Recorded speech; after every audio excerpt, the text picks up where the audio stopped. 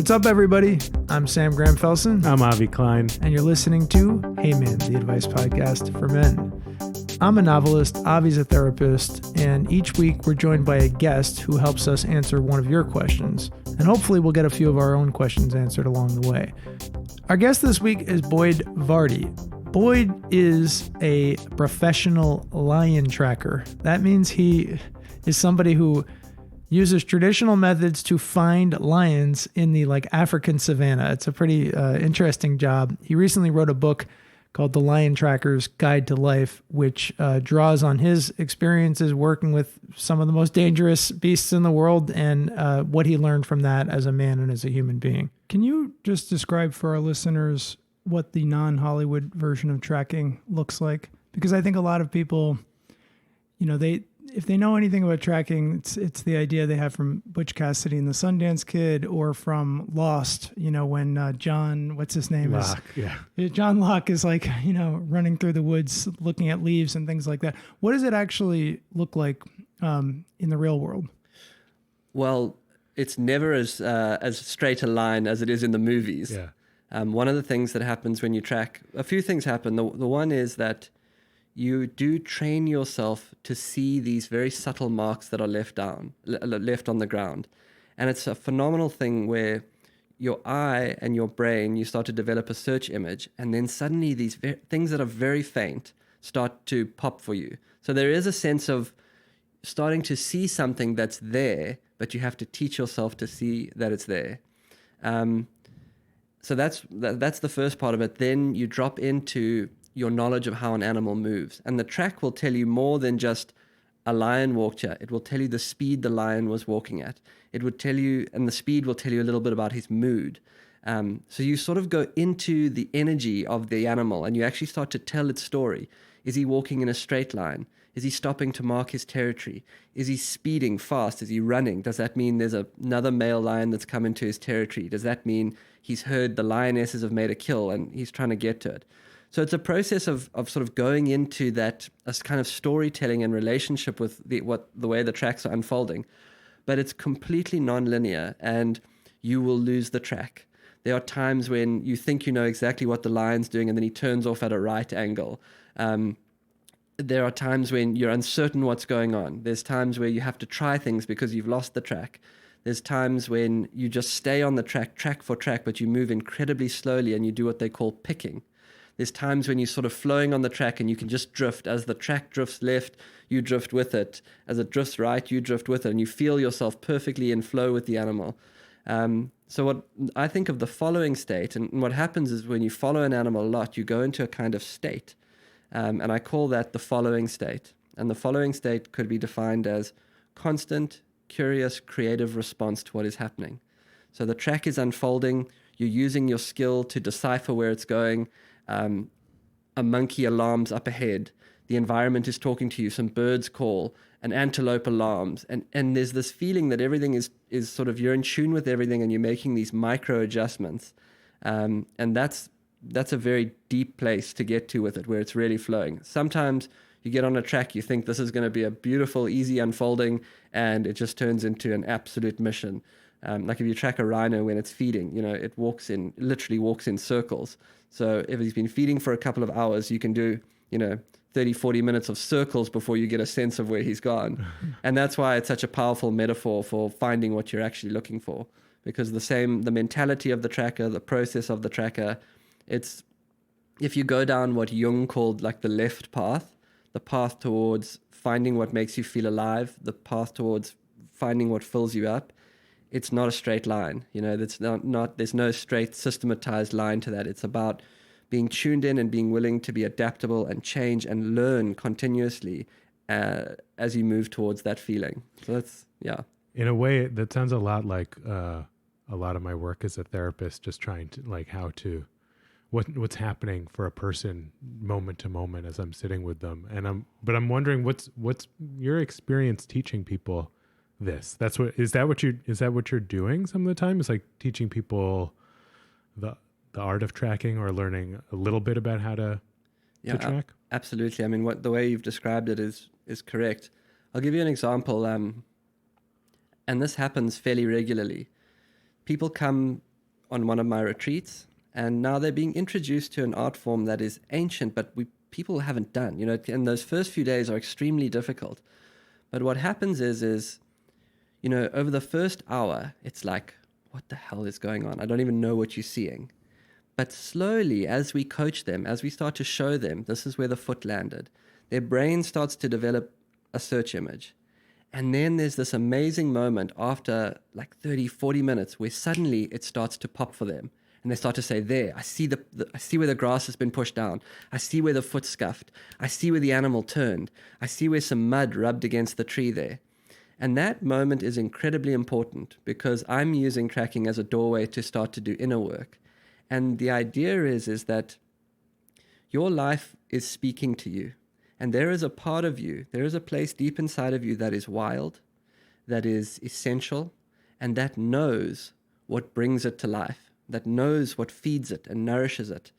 But unfortunately, that wild place inside of us is so overlaid by our social conditioning, what we should do, how we should be, what success is defined by the outside, that we have lost touch with it. And so what happens is over the course of tracking an animal, when people start to realize like, oh my gosh, I can teach myself to see that track. I'm saying there's a track inside of you. You can teach yourself to see that. But it's about being present. It's about learning to tune back into the instrument of the body.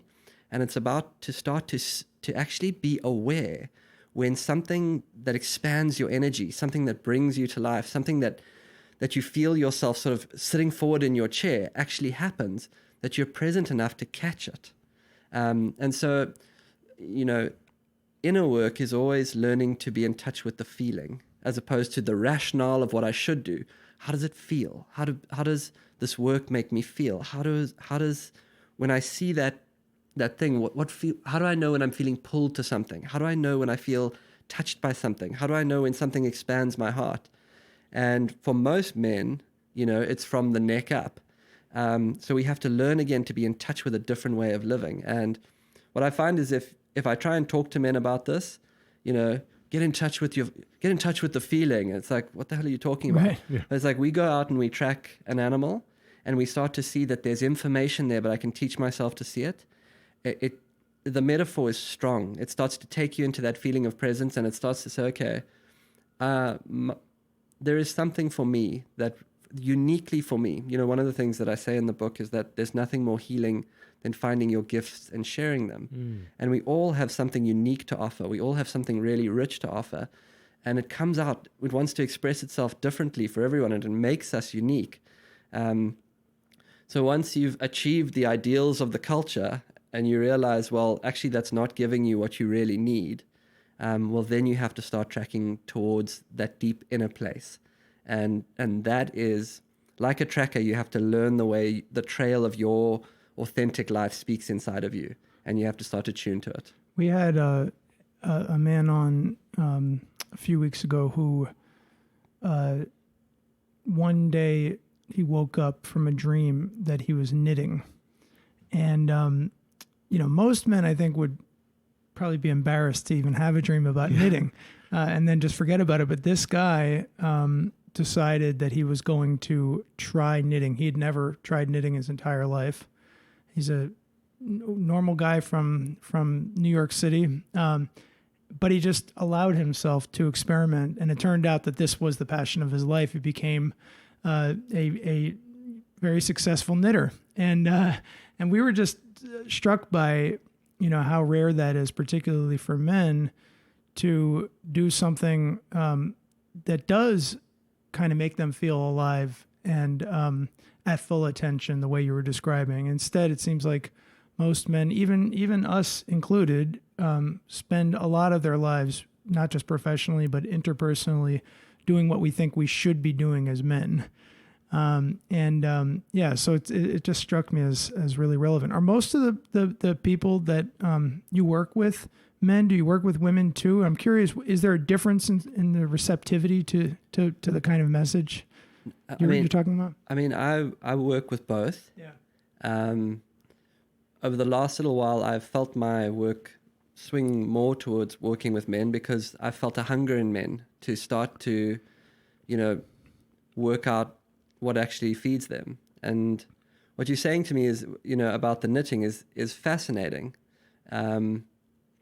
Basically, like the way that I see it is, and this may be helpful, it may not be, but there are a set of ideals that the culture and modern life constantly presents you with, and it's non-stop. This is how you should be. This is how you should be. And then, as a man with a good heart, you want to look after your family. You want to do these things. So you start to put everything aside to achieve those ideals of success as defined by the culture. And then one of two things happens. Either you don't achieve what you were told to constantly be, and you start feeling like there's something wrong with you, or you do achieve it and you realize, well, that wasn't it. Right. And so I think that's one of the dynamics that we're all living with. And then it starts to become like, okay, well, if it's not what I've been told to be, and you reach that juncture, then what is it? And that becomes the beginning of the journey. And the thing that's been amazing to me is we don't get given the full answer, like right away. It starts to become a process of going inward and starting to self-define a set of internal metrics for yourself that are very, very personal. So, I can never say to someone, if you do this, you'll be happy. No, you start the process, and then amazing things start to happen when we start to become present again and start to tune in. And it's like when I knit, this guy, it was this like super unexpected thing, but when he does that, he becomes incredibly present. He becomes tuned into something, and he opens a portal through which he becomes uniquely himself, by allowing something greater than him to come through him in this very intricate artistic process that I'm sure requires a lot of attention. And the minute that quality of attention comes online, he's in tune with something very purposeful to him. One of the things that really struck me reading your book is, I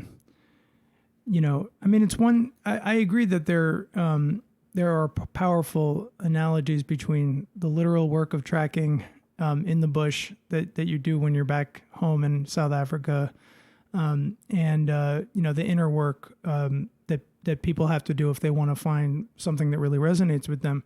But I think one pretty crucial difference is that when you're tracking in the bush, there's incredibly high stakes because it's actually quite dangerous, right? It's literally life or death at times, there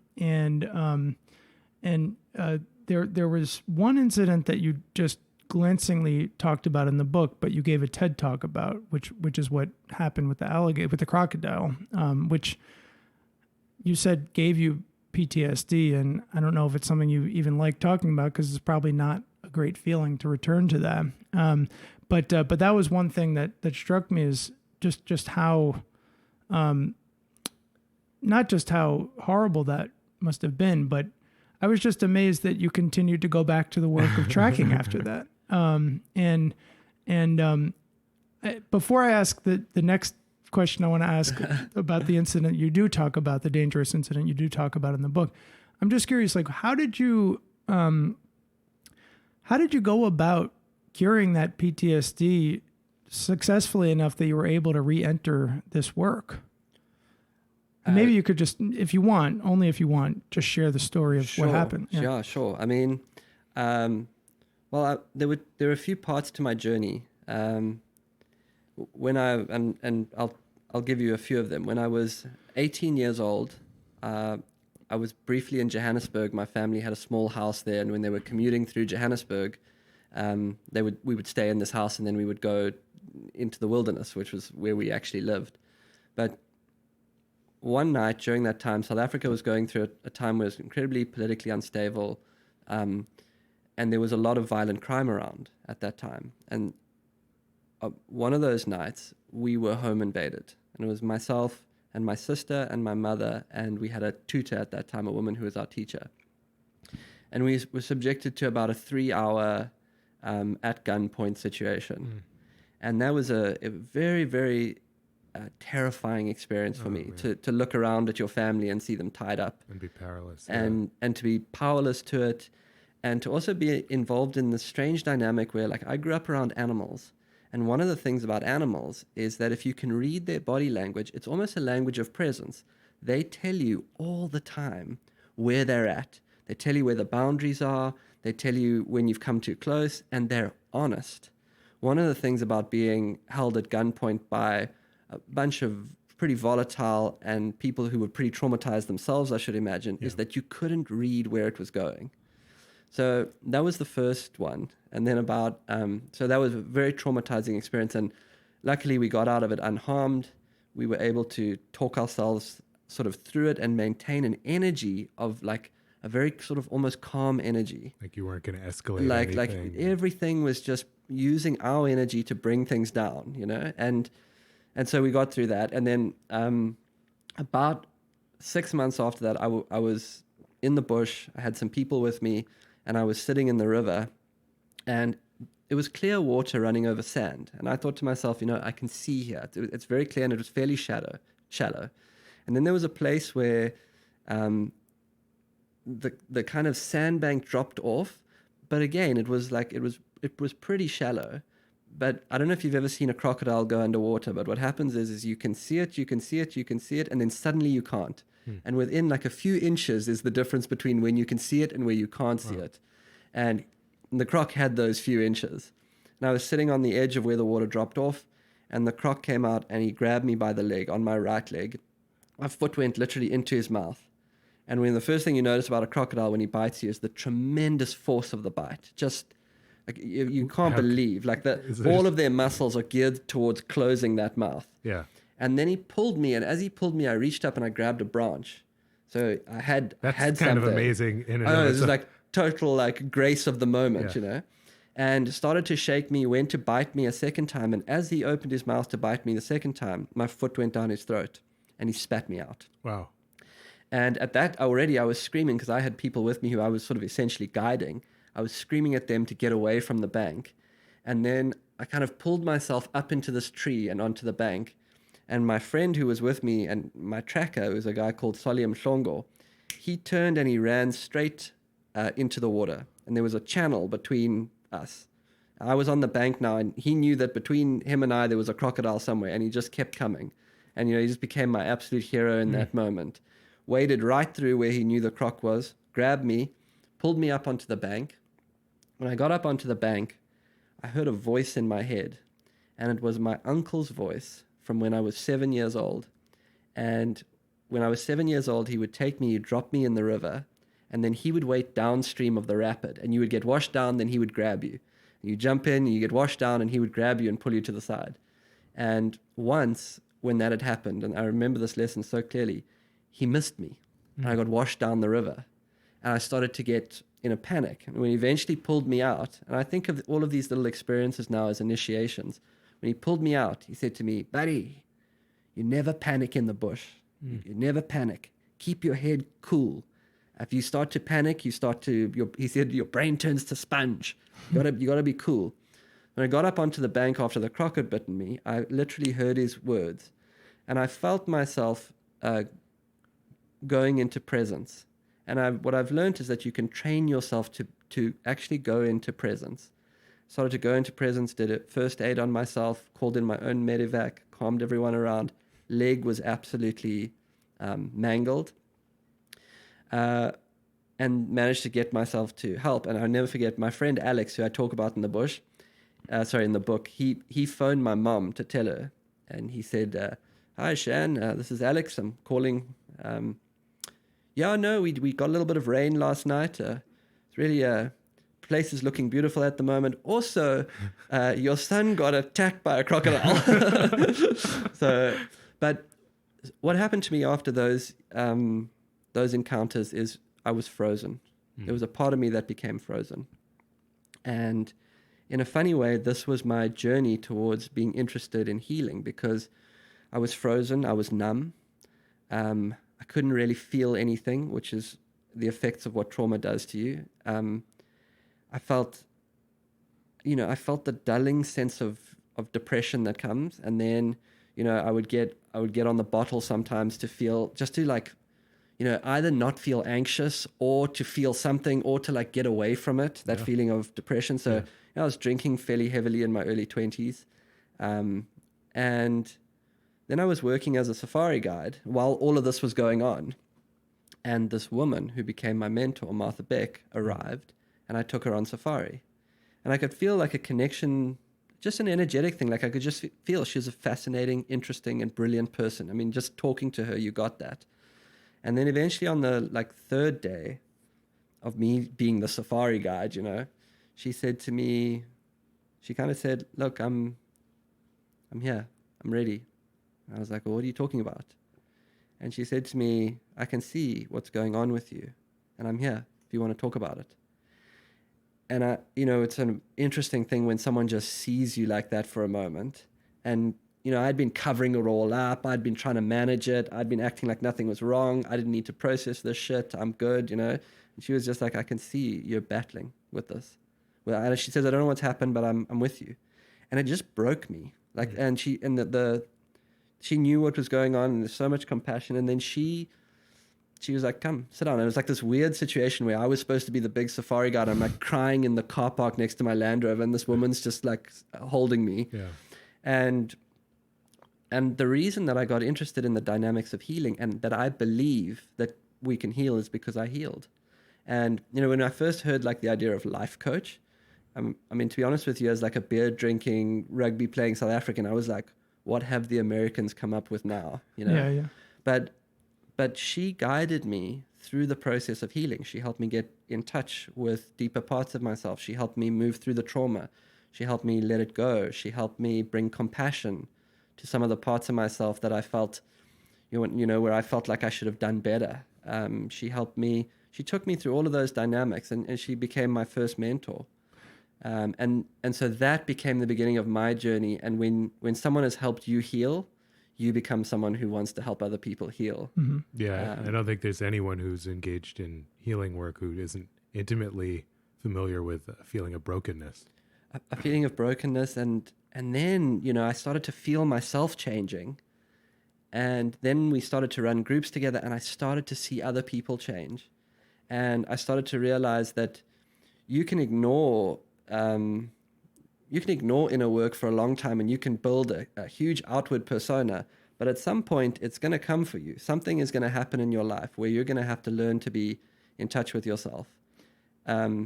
As I'm getting on a tangent here, but the maybe one final thing is, through all of that, the other thing that all of these experiences gave me was a model for power that was different in some ways. And for me, it became, rather than power through dominance or power through external, it became about power through presence. So the ability, and to me that became the ability to be very, very close to what the moment asked of me.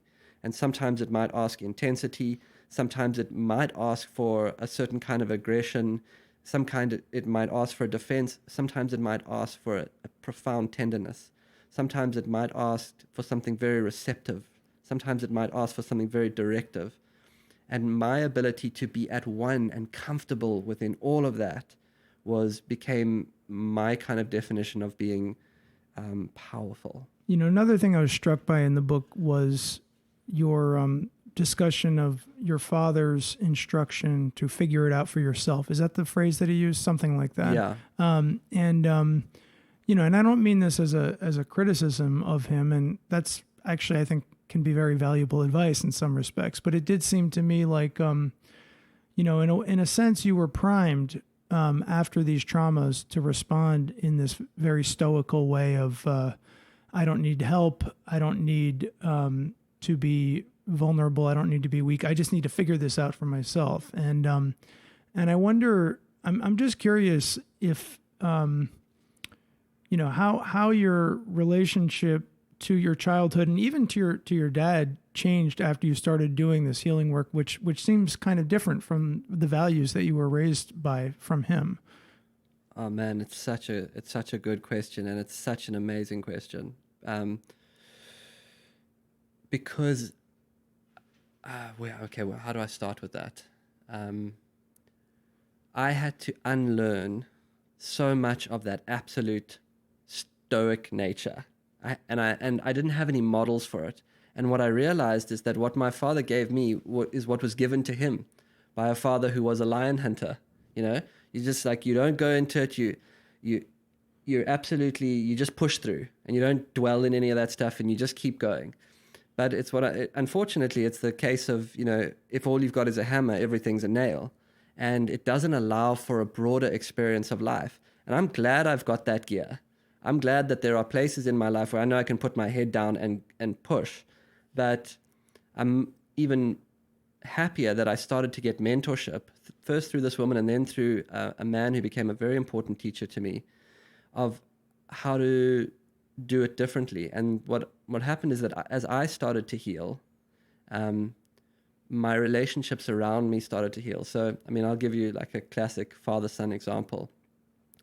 I had a sort of a sense of what I wanted to do, and I wanted to start to create from the time that I was in my 20s. It's what could be weirder than wanting to like do healing work for other people in your 20s? I mean, but I can relate. It's like I wanted to do that, but like you don't know what you're doing. Yeah. So I had to build towards all of this. But I would say to my father, who's like the most incredible get up and go guy, like, this is what I'm trying to do. And he would say to me, well, get on with it, do it. And all of my shame would come up. And instead of being able to be in conversation with him, the shame would overwhelm me. And I'd be like, you don't know what I'm trying to do. I am trying to do it. And we would go into conflict and I would push away because he was sort of saying to me, do this thing I wanted to do that I didn't know how to do. And then I felt ashamed of myself. So it was like, you don't get it. The classic, like, what do you think you were ashamed of?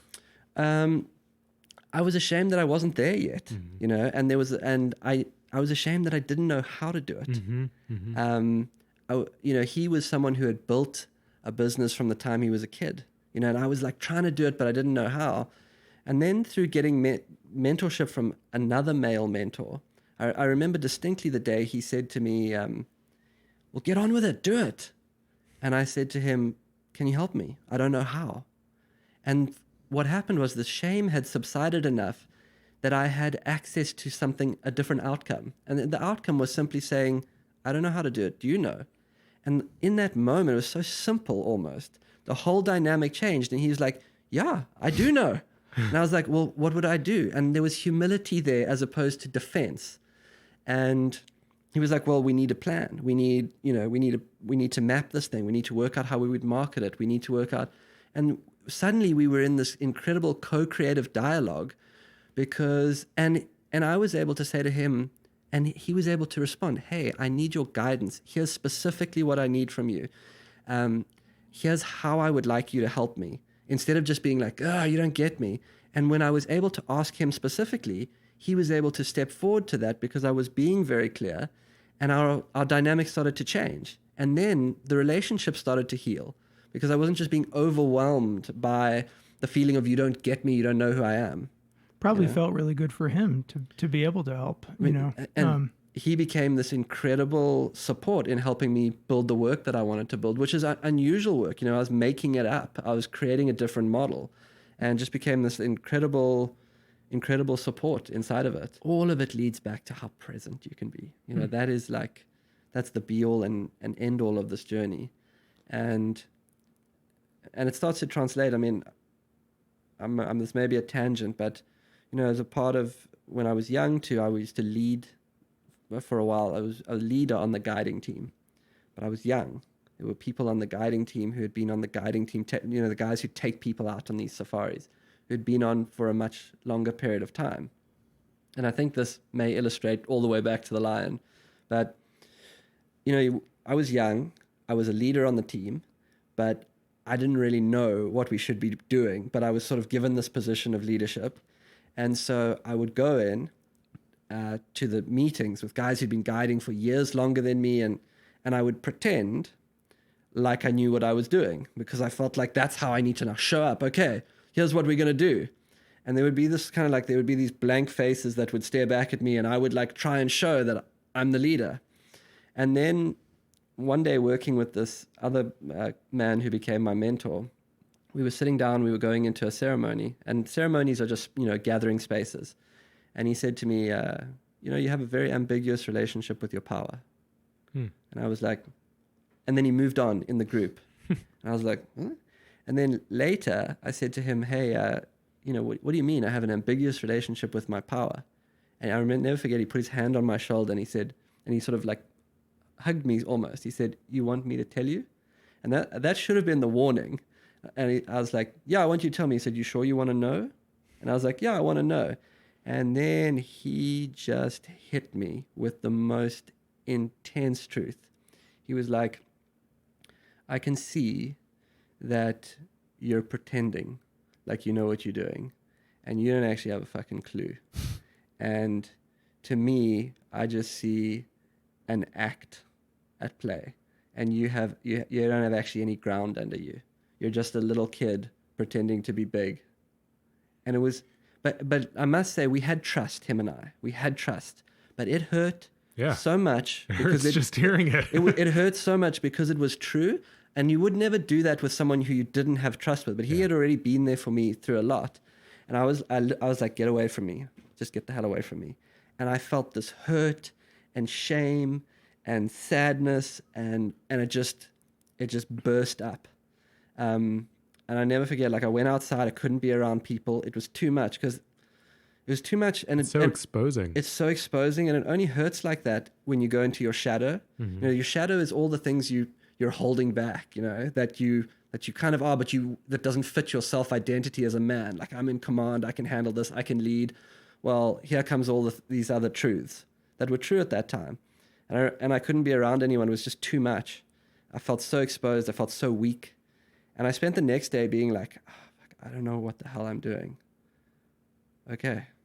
I don't know what I'm doing." Right. That's the little boy. I'm pathetic sometimes. Like, sometimes I'm pathetic. Yeah. Let that in.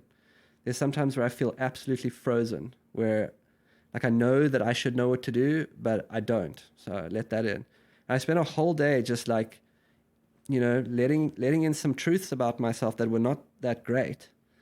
And then him and I connected again, and he started to help me integrate it. And I never forget, in the first meeting I went to with the guiding team after that experience, I walked in and I was humbled by the fact that I was so far from perfect and I didn't know.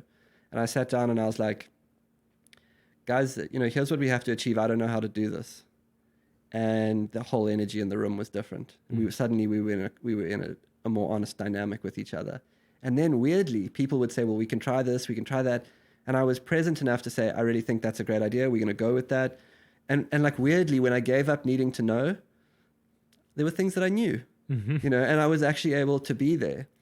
So all the way back to like those kind of things, having experiences like that away, all of that starts to make you more present. All of that, you know, it's like, I'm not trying to pretend when a lion charges me that I'm not afraid. I can feel that, but I can be with it. So I'm not trying to act like I'm a macho guy, like, I can stand down a lion. It's like, oh, I feel the energy. I feel this is pretty terrifying, but it's okay. I'm here with it. I can be with it. I'm not trying to manage it. I'm not trying to control it. And, you know, if you're a man, you're probably trying to manage or control something. But instead of just being able to be with it and let it teach you, let it show you. So that segues actually very elegantly into one final question I want to ask you before we turn it over to the advice question. I've mentioned this before on the podcast, but Nelson Mandela is one of my heroes. I'm not alone. He's one of zillions of people's heroes. Shortly after he died, I read his autobiography, Long Walk to Freedom. And the thing that I remember most from it, and actually I read it right before the birth of my first child. And I was reading it in part because I wanted to look at a man who I admired almost above all men as like a model for the kinds of lessons about masculinity and manhood that I wanted to try to pass on to my son.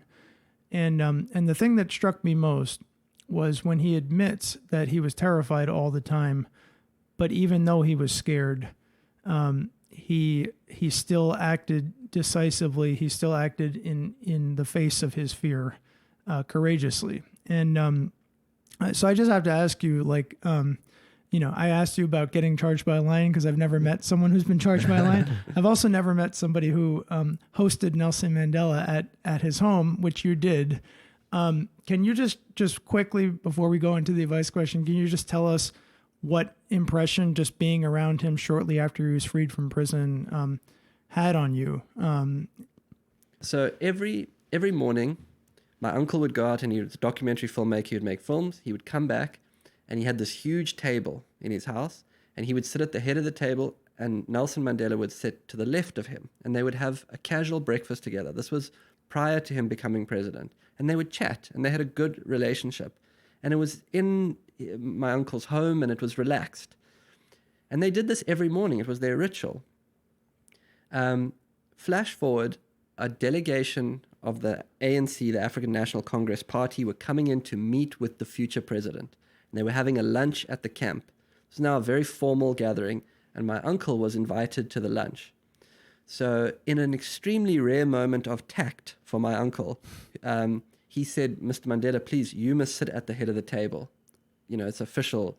And Mandela grabbed him by the hand and sort of held his hand for a long time and said to him, "No, JV, I would never take your place at the head of the table. Please take a seat." And there was just this tiny moment of honoring a little ritual and routine that they were in that was more human than the formality of how the moment should look. And that's where Mandela was incredible. He humanized every moment. Walking through the halls of parliament, he meets a member of the national apartheid government, people who'd oppressed his people who had killed people that he knew well, and he would greet members of the other party in their language, in Afrikaans, inquire about their family, and humanize the moment before going into the business, the business of the moment. And then when he got into the business of the moment, he was formidable, absolutely formidable. There was nothing warm and fuzzy about him. He knew what he had to achieve, and he got it on the table, and he had gears. He was able to be incredibly strong in a negotiation, but always human. And everyone in South Africa, we all felt like we had an encounter with him. It was like he was everywhere. It was like the presence spread. And he was just someone who, I think, had an experience, what they might call a shift in consciousness, an awakening experience. He was just absolutely at one with the moment and able to meet it with such depth, such beauty, such kindness, and such a formidable nature. Thank you. Let's Yeah. pause for a second. Well, yeah, it's very inspiring. And just like, I don't know, I was looking at the paper before we met and it's like, it feels so good to be reminded of a kind of leadership when you're like, what the hell is going on right now? Like for those, this will air probably like a month from this recording, but we are like right in the midst of this Ukraine. Yeah. And Donald Trump literally yesterday in the paper, talking about a report that he was talking to his aides about wanting to build crocodile-filled moats to kill immigrants that were trying to cross the border. So anyway, different kind of leadership. Yeah. All right. Yeah. Well, we're going to move into the advice question, and we'll see. I hope lion tracking can translate across to some good advice here. I think you could have a lot to offer this person. Hey man, I'm 47 years old and have worked my entire adult life as an actor. I know I'm lucky to have made a career out of it, but I'm struggling. Like most working actors, I've had good years and lean years, but the last couple of years have been particularly lean. In the past, even if I only booked one big job a year, I still got steady work with commercials, etc. But in the last few years, everything has dried up. I work maybe once a month. I've supplemented it with some other gigs, but otherwise I have a lot of time on my hands. This all coincides with some big life changes. My wife and I had 2 kids and moved to the suburbs. Luckily, her career has taken off, otherwise we'd be really stressed. Basically, to be useful, I spent a lot of my free time taking care of our home and kids. I'm left feeling like a house husband. I love our kids, but this is not how I envision my life. I'm dependent on other people to do the work that I love. I think other people might say it's time to find another career, but I'm not ready to let acting go. Still, I can't just stay at home and be depressed waiting for more work to come my way. What should I do? Signed, Wasting Away in Westchester. We have a house husband here. No, just kidding. Oh, not anymore. Not anymore. Now but I was for a while. So you can relate to. Yeah. I wrote a novel, and after it was published, was attempting to quickly write another one, but it was hard to do, and that coincided with the birth of my son. a year and a half later, I had another kid with my wife, daughter. And yeah, I've spent a lot of the past couple of years taking care of the kids. And that has been, as someone with professional ambitions, it's been hard to, it's been hard to both feel like I'm struggling in my career and feel just the generally overwhelming nature of being a stay-at-home parent. It's just hard all the time. Yeah. So anyway, I relate to what he's going through, although I think what he's experiencing is a more unique thing because being an actor is a particularly tricky thing for a man or a woman. It's just a fact that the older you get, the harder it is to get roles. Sure. Whereas if you're a writer, the older you get, probably the better of a writer you often become. And most people publish their best stuff in their 50s and 60s. So this is a unique thing that, he's facing. I don't really know what it feels like to be powerless to do what you want to do. I feel like all of us are sort of living out our passions in some way. And I couldn't imagine not being able to do this. Like, this is my whole life. So I would imagine it must feel so demoralizing. He sort of says that in a quiet way, but I bet he's living with that day to day. Yeah. And he's not alone, because what he's onto there is a central cultural paradigm, which is that you are what you do. Mm-hmm. And that, it seems to me that a lot of men are stuck in that on both sides, either in they're not getting to do what they're meant to do, or they can't transition out of doing this one thing they've always done that's been their meaning, So it's a very deep thing. We're inside of that type of structuring. It's all about what you're doing, and as defined from the outside. What are things that you can start to do now? What I call the first track. Small things you can start to do now that just start to make you feel better, that start to energize you, that start to make you feel more present. Start with where you are, because otherwise you're giving away the power to some job in the future that is gonna, if you book it, is gonna make you feel better. And so start to create in the moment. What feels a little bit better? What are some small steps I can take towards what feels good to me? What actually does feel good to me now? How can I bring the feeling of acting, the feeling that acting gives me, into this moment? And so to start to be creative, he's obviously a creative person. How do we start to be creative inside of this moment? And how do we start to take a little bit of action towards what feels a little bit better? There may be an opportunity. I mean, these are maybe not things that he would be interested in, but if you love to act, how do you just get into that feeling now? How do you share acting with other people? Who can you connect with? Just start to go into the feeling of being in your craft, because I feel like that's going to be the key, is how do you go into the feeling of being in your craft? Yeah, Boyd, as you're saying that, I'm realizing so to be clear, I actually now do have a job, a day job. But funnily enough, the day job I have kind of came out of following a different first track from writing, which was podcasting. Doing this with Avi, which, knock on wood, someday we'll be paid big bucks for, but for now we're shoestringing this on our own. But when Avi approached me and said, "Are you interested in doing a podcast?" This is at a moment where I was thinking, all I want to do is write fiction, not even nonfiction. I just want to write fiction, and nothing else will do. And because it wasn't going well, I was thinking of myself as a failure and feeling real despair, thinking if I don't get out of writer's block, I'll just be in this morass of failure forever, whatever, those kind of dark thoughts. But what was interesting about podcasting is that it connected me to a kind of feeling I get from writing, which is expression, which is forcing myself to dive into emotional territory.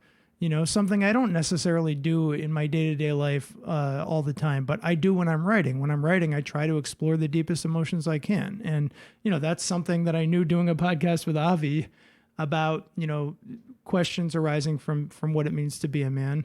might do. So anyway, just doing that, having that transition, I never thought I would get into podcasting. It was not one of my ambitions. But making that transition of just opening up to a different kind of track had wonderful results. And by the way, like I'm now, I don't want to make this story seem too positive because it's not like everything in my life is perfect, but I am actually now still writing fiction, and the pressure has been taken off of the fiction because now I'm doing other things. Mm-hmm. And so it just strikes me like, I think if he could find some other thing that gives him that same kind of feeling that he gets when he's acting, it's not like he has to even give up acting. He just has to realize that maybe acting isn't necessarily his bread and butter forever, like it used to be. I appreciate you saying that because I did want to sort of speak up for, like, I don't know, the people I know, like, acting is hard, like making a career as an actor is really hard. I've seen a number of actors in my therapy practice, and like what you have to sacrifice to even do that. Super hard. Yeah. It's not very, like most people, it's like when you turn it into a profession, it's not rewarding in whatever drew you in. You have to find something new. So to have a long-term relationship with something and have it taken away from you before you're ready, my heart really goes out to him. And I can imagine him saying, like, I don't want to give this up. Like, this isn't fair, right? That's pretty much what he's saying. And so I appreciate you saying, like, you don't actually have to give it up. You just also have to find another way to have meaning at the same time. It's not a competition. Totally. As you're both talking, I'm thinking that's the key. Right now, when he wakes up in the morning, I think he's making it also about a financial thing. Like, this is what I have to do to make a living. Well, it's not happening right now. So wake up in the morning and start making things that feel good. Start creating, start generating for yourself, and generate without knowing where it's going. Because actually the feeling of waking up and creating, the feeling of getting up and podcasting, knowing like, okay, it's not paying the bills in any way, but you're applying yourself to a creative outlet, and then you don't know where it's going to go. So for him, it'll be like, wake up, and tune into the wilder part of yourself and say, what do I want to create? How do I want to play with being alive today? And I think that just starting to step into that feeling state and getting out of there's no acting jobs, and I say that with no judgment, and getting into what do I want to create? And let yourself just create outside of maybe any framework that you have, and see what starts to happen. Part of the process of tracking, trackers live with, you got to go without knowing. Like right now, I don't know what to do. So start trying some things. You've been on the track of acting. You've lost the track. Do what a tracker does. Start trying some different things. Start tuning into your body and just noticing what makes you feel good. What makes you feel a little bit more energized, just a little bit more energized. Start to do a little more of that. Find some small steps you can take towards things that, again, make you feel a little more alive. Consistent small change is going to be really powerful, and start to open up to the idea, life's a magical thing. And I've seen this coaching now, hundreds and hundreds and hundreds of people. If you say, I've been in the role of an actor for a long time, but something is shifting around that, and life is shifting it. Well, I need to, instead of decrying that, I'm going to start to pay attention again, and I'm going to start finding things that fulfill me as a tracker. It's not all going to be given to me at once, but I'm going to start to pay attention in a different way, start taking some small steps, and interestingly, start letting yourself work out what feels good for you. And I mean the feeling in the body. Things start to pop. When people make that shift, they say, okay, I'm looking for something else now. I'm looking for what feeds me. Life will start to show you things. Things start to come into your fields. Things start to show up. So I think to accept where he is, and then to start trying to get back into a state of play and creation, and try some things without knowing exactly where they're going, and just step towards anything that feels creative and fun and playful and energizing. Mm-hmm.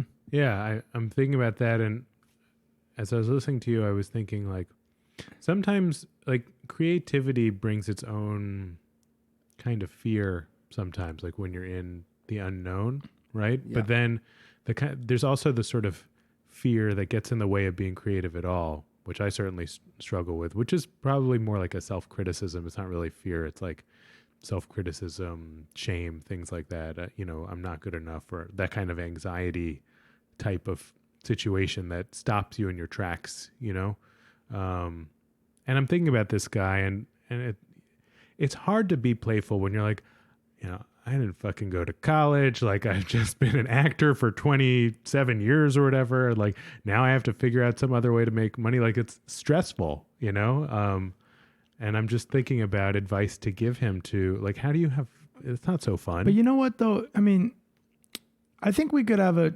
different kind of discussion about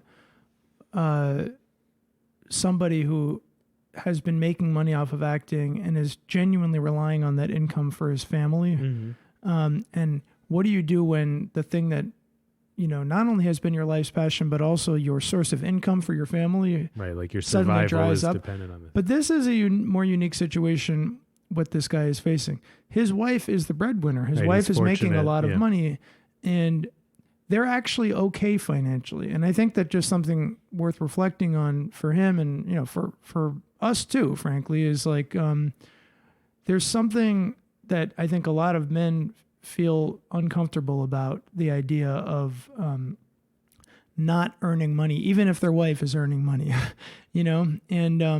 and I wonder, like, he actually is in the luxury of a position of not needing to earn money. It seems to me that, like, society is telling him that he should be earning money. Their family doesn't need it from him. And so he's actually in a luxurious position of having the opportunity to play a little bit more. If he'll let himself. So he's really, like, I mean, a lot of us are not privileged enough to even do, or at least feel like we can't even do any of this experimentation because we're too under the gun financially. And this guy is in a lucky position where he can let himself experiment without having really any negative impact on his family.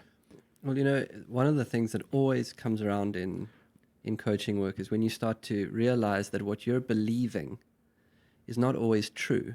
It's just a belief you've had a lot. So, the belief, something has been taken from me, Mm-hmm. and now I have nothing to offer. Well, if you actually question that belief, you might find that something has been given to you and you have a lot to offer. Well, for one, you have time to offer at home. You have space to explore different parts of your creativity. You have the room to go on another journey. There's a way that it's asking you to redefine yourself. So it's very hard to do, but he's asking. So to say, like, look, sitting around believing it's all going away and I have nothing to offer is not working. So where could some exploration start? Perhaps there's a gift in this. And if you can start to own that, and start to do things that just feel joyful to you, start to try some things, the energy field is going to change, and the energy field in the house is going to change, and you might discover some new things that really feed you. But it's the willingness to explore. And I hear you. It can be hard to generate that feeling when you're down. Yeah. But it can also be that there's something in this. There's a gift in this that's yet to be discovered. I always think, like, when we get questions like this where someone thought things were going to go one way and then they don't, right? There's a lot of grief involved in that, whatever is tied up in how you thought your life was going to be. And it's good to let yourself feel sad about that. It's not what you wanted it to be. That's okay. Yeah, and to be clear, instead of fighting it. Totally. And I mean, before I started open, and by the way, now for my day job, I actually work at a podcast. Yeah. So doing this podcast with Avi at a different podcast is my day job. Sort of opened me up to the possibility that I never thought I would do, which is to, like, go apply for jobs at podcast companies, but it took me, I mean, I don't even like to do the math here because it's painful, but, like, it took me, like, over 2 years to kind of go through the process of kind of admitting to myself that I needed to try something in addition to writing fiction. Is that hard for you to swallow? I'm so hard on myself. I somehow, it's very hard to let go. It's hard to swallow sometimes. It's hard to swallow. I feel actually proud of this characteristic of myself. I would say like 10% of the time I think about that and I'm like, oh fuck, I cannot believe that I wasted 2 years of my life. But honestly, the great majority of the time I think about it in the way that Boyd is talking about tracking is like, it's like I ended up in a place that I'm happy with. It was part of this path, and I'm happy now. So it might be more like 60%. And one of the lost art forms of being a man is the lost art form of learning to go down. It's like you're going along, you're an actor. Here comes a catalytic event. Like it starts to dry up. The industry starts to change. A whole lot of things start to change. All your ideas about who you thought you would be and how you thought your life were going to play out, they suddenly start to melt down. And one of the keys in that phase is to say, how I thought it was going to be and where I thought it was going to go. Well, that's not happening. I don't know now what I'm meant to do. I don't know. I'm sitting in Westchester and I don't know. And that's okay. Mm-hmm. And to like let yourself land in it and give up trying to fix it rationally. The acting industry is a load of shit. Maybe I could apply to more things. Like stop trying to, like, your identity is trying to change. So sit in the I don't know. If you can sit in the I don't know and start to like tune into yourself, usually what happens is you start to get images. It's like something inside of you that knows what you need to do. It'll start to emerge if you give up the identity. You're not sitting there thinking, I have to act. That's the only thing that'll make me happy. That's the only thing. I don't know. Hey, well, suddenly in that unknown, things start to emerge. Again, this is easier said than done. This is less direct advice than just my hope for this guy. But my hope is that he can let go of that should feeling. I should be a paid, thriving actor. Start doing the kind of experimenting and track following that Boyd is suggesting. And also, like, once he's doing that, I hope he can just get back in touch with how lucky he is to actually have a lot of time with his children. Because now that I'm back at work, I'm like, shit, that was such a luxury that I had that time with my children.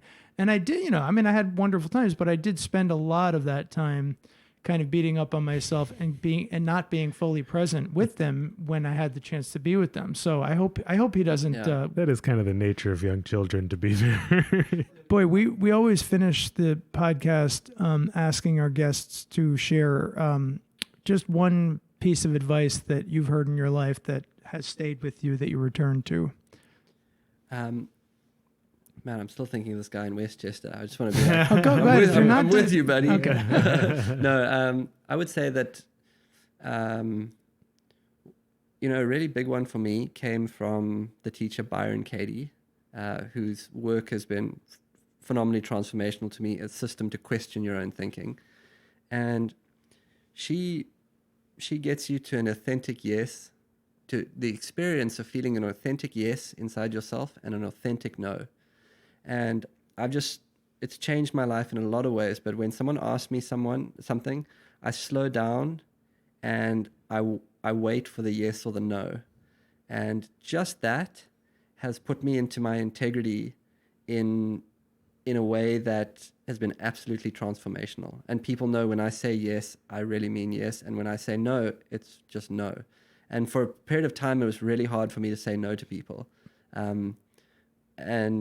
And just those two things, really, really powerful. Watch what happens. Watch how authentic you become. Watch how in your integrity you become when you just say yes when you mean it and no when you get an inner no inside of yourself. You don't try to fix it. You don't try to make it nice. You don't try to, you just live inside of that kind of clarity. So really powerful. We could both use help with that. I know. I'm thinking it's terrifying but it is extremely powerful experience of your integrity, your own integrity.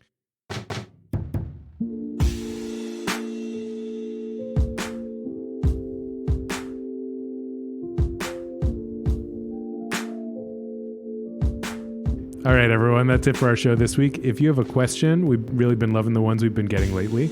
You can send it to us at heymanpod@gmail.com, or better yet, give us a call. Leave a voicemail at 917-426-4326. You can find us on Instagram or Twitter at heymanpod.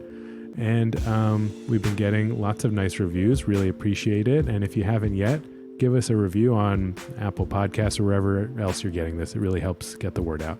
Thanks.